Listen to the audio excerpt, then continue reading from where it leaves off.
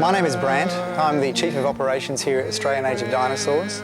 I'm responsible for the day-to-day running of the project. Australian Age of Dinosaurs is a unique project in Australia's history.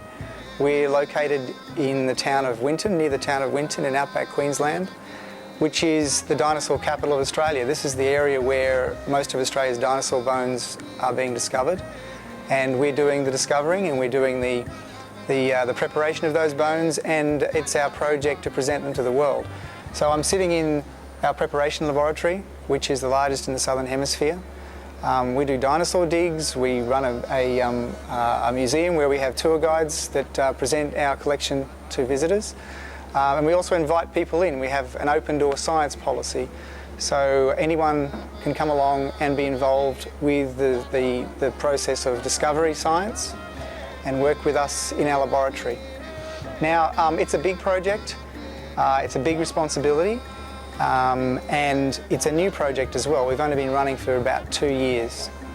And we have not many staff. We are a not-for-profit organisation, and I only have about 7 employees. Now, one of those employees is Freddie Hill, who you've seen or you will see on tour in this video. Freddie is a fantastic asset to the organisation. Freddie's a young Aboriginal kid, got an amazing sense of personal style.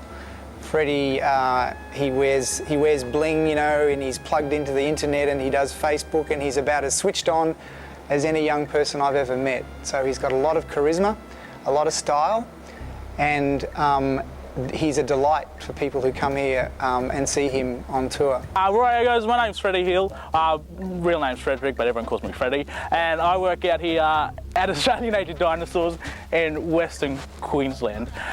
What I do here is a fossil preparator technician / tour guide as well. So what we do is we pretty much take everyone throughout here in our preparation lab and talk about our brand new species of dinosaurs that we do have. You guys don't really have much of an idea of what a preparation lab does at all. Neither did I when I first came here.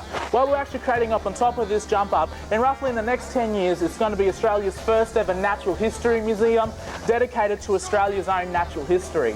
As this is our preparation lab, what's situated on the shelf behind you guys is roughly about 45 to almost 50 years of work, and in there are our dinosaur bones, but they're encased in a lot of dirt, rock and soil on the outer side of it as well.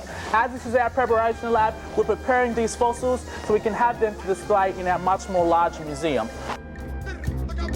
When we first open up a jacket, what we'll do is remove a lot of the dirt, rock and soil that we've kept away from it, but we still have to keep all of our dirt. And what we do is we take it out back and then we'll sieve through it like we're panning for gold. Still haven't found any yet, but we're still looking. As most of this is clay, it's just going to dissolve to mud.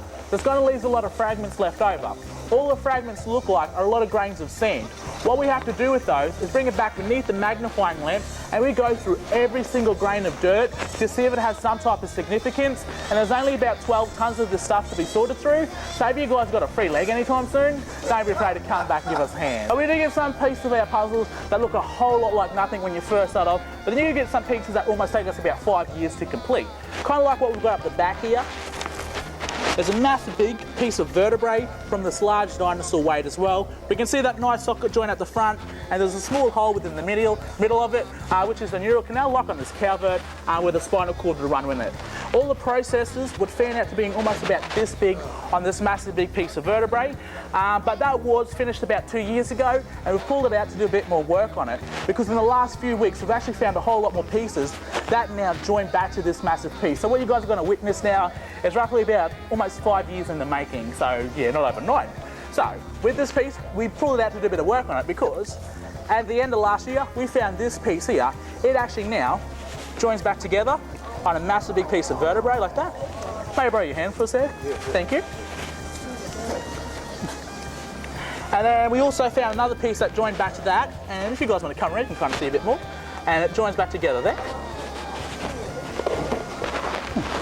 Jeez. Nice piece coming up around here. You've done this before? Yeah. And then we've got a nice piece up here. And this is what we call a floater. It's just in a random chunk of rock that didn't make too much sense. And that actually fits perfectly back together in here. And then at the front of it, we've also got, well, we did have the socket joint, and it finished it off at the side of it there as well. So, yeah, so we've got a massive big piece of vertebrae from this large dinosaur, and yeah, roughly about 5 years in the making or so. So, yeah. But this here, guys, is only 3/4 of this vertebrae. The other quarter's probably sitting on the shelf around the corner, waiting for you to come back and give me a hand. So, yeah, we'll see how we go. Yeah, hopefully we will assemble, but so far we actually haven't found a fully complete animal as well, because there were a lot of scavengers around, so a lot of the bones were drifted away as well, and most of them were found in floods. But what we don't have, a lot of the time, what we've got so far of Banjo is most of his right side. What we can do now is you can mirror that and you can get the left side from it, and then from there we can actually recreate this dinosaur as well. So it is quite impressive.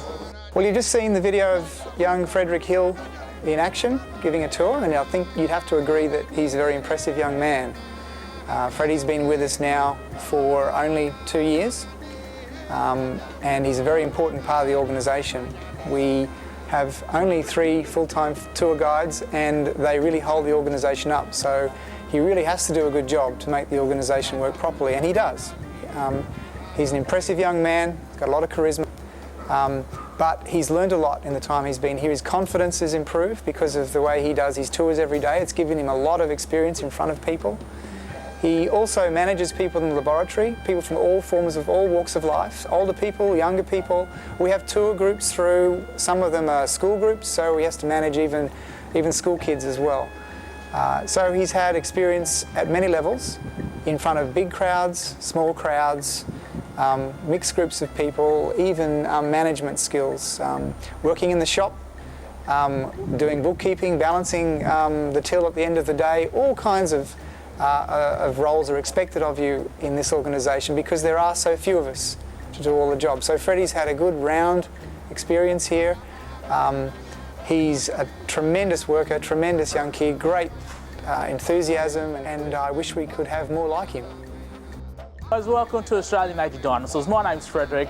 Everyone calls me Freddie. What I actually do here is I'm what we call a fossil preparator, and I'm also a tour guide. So what this entitles me to do is prep pretty much brand new species of dinosaurs to the world, but also give everyone else this experience and to see and be a part of what we do.